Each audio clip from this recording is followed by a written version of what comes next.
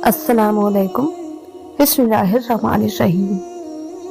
दुनिया में जिना की शुरुआत कब और कैसे हुई? दोस्तों, क्या आप जानते हैं कि जिना की इब्तिदा कब और कैसे हुई? इस कायनात के आलम में यानी दुनिया में सबसे पहले किस बदबख्त इंसान ने इस गुनाह का इर्तिकाब किया? इस्लाम में जिना की सजा क्या है? यही हमारी आज की वीडियो का मौजू और मकसद होगा। और आज हम आपको जिना की इब्तिदा और हुर्मत पर हदीस की रोशनी में बहुत ही अहम मालूमात फरमाएंगे। दोस्तों, जब अबुल बशर यानी हजरत आदम अलैहिस्सलाम और हजरत अम्मा हवा सलामुल्लाह अलैहा ने अल्लाह रब्बुल इज्जत के हुक्म की नाफरमानी करते हुए इब्लीस यानी शैतान के बहकावे में आकर सजरे ममनुआ का फल खाया, तो अल्लाह रब्बुल इज्जत ने हजरत आदम अलैहिस्सलाम और हजरत हब्बा सलामुल्लाह अलैहा को जन्नत से निकालकर जमीन पर उतार दिया। और फिर अल्लाह ताला के हुक्म से हजरत आदम अलैहिस्सलाम और हब्बा सलामुल्लाह के यहाँ औलाद पैदा हुई। बाज रिवायत के मुताबिक हजरत हब्बा सलामुल्लाह अलैहा को 20 हमल ठहरे, जिससे 40 बच्चे पैदा हुए और हर हमल से एक एक लड़का और एक एक लड़की की पैदाइश हुई।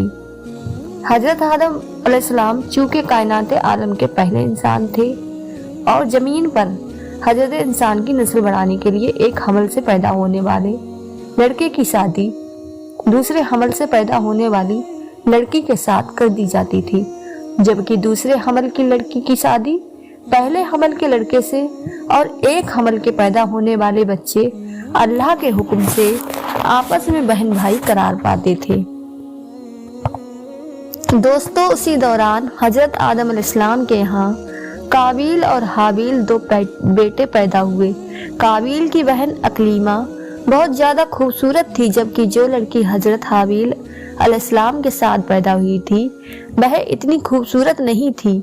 चुनाचे जब ये बच्चे बढ़कर जवान हुए और उनकी आपस में शादी का वक्त करीब आया, तो काबिल ने हजरत हाबिल अलैहिस्सलाम की बहन के साथ निकाह करने से इनकार कर दिया और कहने लगा कि ये तो बिल्कुल खूबसूरत नहीं है, मैं अपनी बहन अकलीम के साथ शादी करना चाहता हूँ।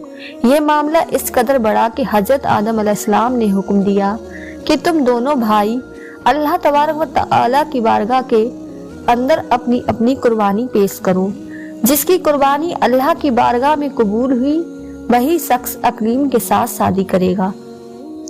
खेती बाड़ी का काम किया करता था, जबकि हजरत हाबिल अलैहिस्सलाम बकरियां चराया करते थे। चुनाचे हजरत हाबिल अलैहिस्सलाम ने अल्लाह रब्बुल इज्जत की बारगाह में एक खूबसूरत बकरी का बच्चा पेश किया, जबकि काबिल ने गेहूं का गट्टा उठाकर अल्लाह रब्बुल इज्जत की बारगाह में पेश किया। अल्लाह तबारक व तआला की बारगाह के अंदर जब ये दोनों कुर्बानियां पेश की गईं, उस जमाने के रिवाज के मुताबिक आसमान से आग उतरी और उसने हजरत हाबिल अलैहिस्सलाम की कुर्बानी को निगल लिया। यानी यह साबित हो गया कि हजरत हाबिल अलैहिस्सलाम की कुर्बानी अल्लाह की बारगाह में कबूल हो गई है।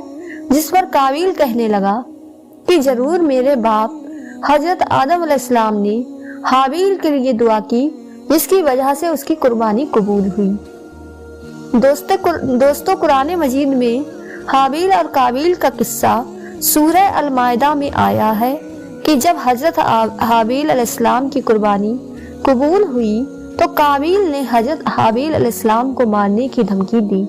रिवायत के मुताबिक हजरत हाबिल अलैहिस्सलाम काबिल से ज्यादा ताकतवर थे, लेकिन आपने अल्लाह ताला के खौफ की वजह से फरमाया कि अगर तुम मुझे कत्ल करने के लिए अपना हाथ बढ़ाओगे तब भी मैं तुमको कत्ल करने के लिए अपना हाथ नहीं बढ़ाऊंगा, क्योंकि मुझे तमाम जहानों के परवरदिगार अल्लाह रब्बुल इज्जत का खौफ है।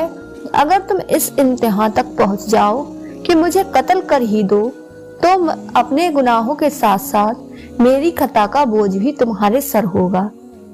चुनाचे काबिल ने गुस्से में आकर हजरत हाबिल अलैहिस्सलाम के सर पर पत्थर मारा, जिससे आपकी मौत हो गई और यह जमीन पर पहला कत्ल था। जब काबिल हजरत हाबिल अलैहिस्सलाम को कत्ल कर चुका तो उसे फिक्र हुई کہ اب اس کی لاش کو کیسے ٹھکانے لگایا جائے۔ وہ حضرت حابیل علیہ السلام کی لاش کو اپنے کندھوں پر اٹھائے کئی دن تک مارا پھرتا رہا۔ بعض مفسرین نے ذکر کیا ہے کہ جب قابیل اپنے بھائی کو قتل کر چکا تو اس کی لاش 1 سال تک اپنی کمر پر لادے پھرتا رہا، اور پھر اللہ تبارک و تعالیٰ کے حکم سے 2 کبے آئے اور ان دونوں نے قابیل کے سامنے جھگڑا کیا۔ ایک کوے نے دوسرے کو مار دیا اور پھر اس نے زمین کھود کر دوسرے کوے کو اس کے اندر ڈال کر اس کے اوپر مٹی ڈال دی۔ قابیل نے جب کوے کو دیکھا تو افسوس کرنے لگا کہ میں اپنے بھائی کی لاش کو بھی نہ چھپا سکا، اور پھر اس نے بھی اسی طرح کیا اور پھر حضرت حابیل علیہ السلام کو زمین کے اندر دفن کر دیا۔ دوستو، جب حضرت حابیل علیہ السلام کی لاش دفن ہو گئی تو قابیل مسلسل شیطان اس کے پاس آتا رہا اور شیطان کے مشورے پر یمن کی طرف فرار ہو گیا کہ تمہارا باپ تمہیں قتل کر دے گا۔ اس لیے وہ اپنی بہن کو لے کر دور دراز وادیوں میں فرار ہو گیا اور وہیں رہنے لگا، اور حضرت آدم علیہ السلام کے دین حق کو چھوڑ کر پہلے آتش پرستی بعد میں بت پرستی شروع کر دی۔ دنیا میں قتل و غارت، گری، حسد اور فساد اور آتش پرستی و بت پرستی کی بنیاد قابیل ہی نے رکھی، اور تاریخ عالم میں سب سے پہلے اس نے زنا کا ارتکاب بھی کیا۔ اس نے اپنی بہن اقلیم کے ساتھ زنا کیا۔ حضرت آدم علیہ السلام کو بیٹے حابیل کے قتل کا بڑا رنج و غم تھا، کیونکہ وہ ان کا جانشین تھا۔ حضرت آدم علیہ السلام اس کی یاد میں 40 سال تک روتے رہے، یہاں تک کہ اللہ نے انہیں حابیل کے بدلے ایک نہایت نیک اور سعادت مند بیٹا عطا فرمایا۔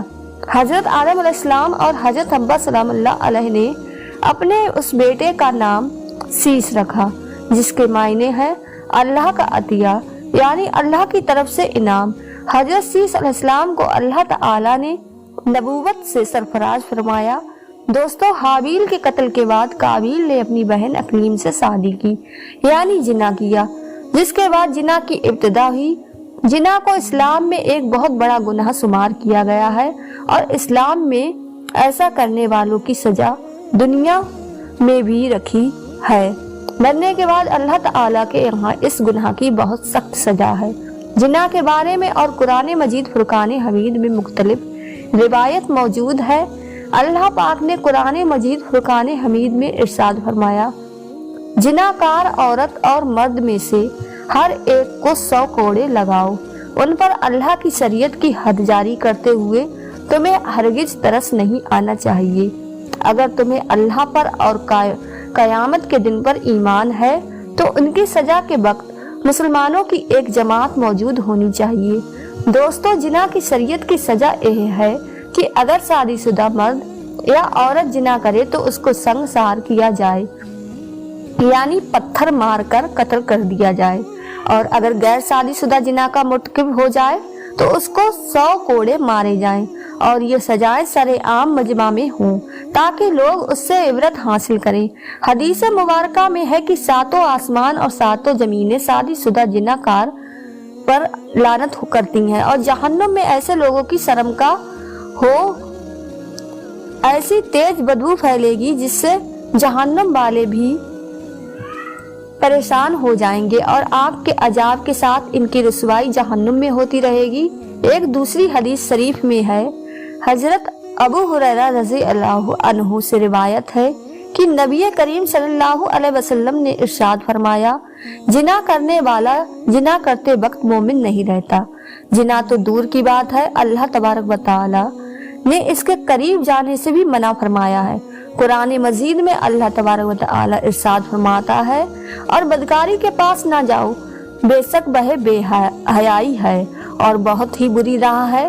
اور حضرت میمونہ رضی اللہ عنہ نے سے روایت ہے کہ نبی کریم صلی اللہ علیہ وسلم نے ارشاد فرمایا، میری امت اس وقت تک بھلائی پر رہے گی جب تک ان میں زنا سے پیدا ہونے والے بچے عام نہ ہو جائیں، اور جب ان میں زنا سے پیدا ہونے والے بچے عام ہو جائیں گے تو اللہ تبارک و تعالی انہیں عذابات سے مبتلا کر دے گا۔ پیارے دوستو، اس حدیث مبارکہ سے پتہ چلتا ہے کہ مسلم دیشوں کے اندر آج کل یہ جو अजावात आ रही है वो इसी वजह से है कि मुस्लिम देशों में भी अब जिनाकारी आम हो रही है।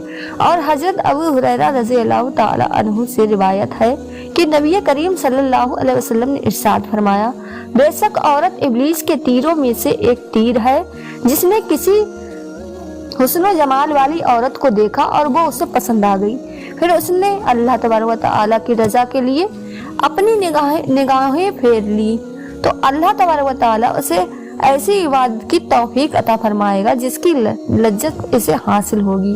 प्यारे दोस्तों, जिना से बचने और इससे नफरत पैदा करने का तरीका एक हदीस शरीफ में यूं मौजूद है। अगर इस हदीस पर गौर किया जाए और अपनी जात पर गौर किया जाए तो दिल में इस गुनाह से जरूर नफरत पैदा होगी। हजरत अबू अमामा रज़ी अल्लाह ताला अन्हु उसे मरवी है कि एक नौजवान नबी करीम सल्लल्लाहु अलैहि वसल्लम की खिदमत में हाजिर हुआ और अर्ज करने लगा कि या रसूलल्लाह सल्लल्लाहु अलैहि वसल्लम, मुझे जिना करने की इजाजत दे दीजिए।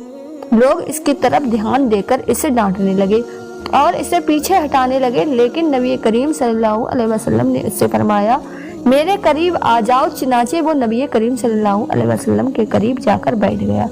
नबी करीम सल्लल्लाहु अलैहि वसल्लम ने उससे पूछा, क्या तुम अपनी वालिदा यानी माँ के हक में बदकारी को पसंद करोगे? उसने कहा, अल्लाह की कसम कभी नहीं। नबी करीम सल्लल्लाहु अलैहि वसल्लम ने इरशाद फरमाया कि लोग भी इसे अपनी माँ के लिए पसंद नहीं करते। फिर पूछा, क्या तुम अपनी बेटी के हक में बदकारी को पसंद करोगे? उसने कहा, अल्लाह की कसम कभी नहीं। नबी करीम सल्लल्लाहु अलैहि वसल्लम ने इरशाद फरमाया, लोग भी इसे अपनी बेटी के लिए पसंद नहीं करते। फिर पूछा, क्या तुम अपनी बहन के हक में बदकारी को पसंद करोगे? उसने कहा, अल्लाह तबारक व तआला की कसम कभी नहीं। नबी करीम सल्लल्लाहु अलैहि वसल्लम ने इरशाद फरमाया, लोग भी इसे अपनी बहन के लिए पसंद नहीं करते। फिर पूछा, क्या तुम अपनी फूफी के हक में बदकारी को पसंद करोगे? उसने कहा, अल्लाह की कसम कभी नहीं। नबी करीम सल्लल्लाहु अलैहि वसल्लम ने इरशाद फरमाया कि लोग भी इसे अपनी फूफी के हक में पसंद नहीं करते। और फिर नबी करीम सल्लल्लाहु अलैहि वसल्लम ने इरशाद फरमाया, क्या तुम अपनी खाला के हक में बदकारी को पसंद करोगे? उसने कहा, अल्लाह की कसम कभी नहीं। नबी करीम सल्लल्लाहु अलैहि वसल्लम ने इरशाद फरमाया कि लोग भी इसे अपनी खाला के लिए पसंद नहीं करते। प्यारे दोस्तों, अगर आपको हमारी वीडियो अच्छी लगी हो तो चैनल को सब्सक्राइब कर लें और बेल आइकन प्रेस कर दें, जिससे आपको नोटिफिकेशन मिलता रहे।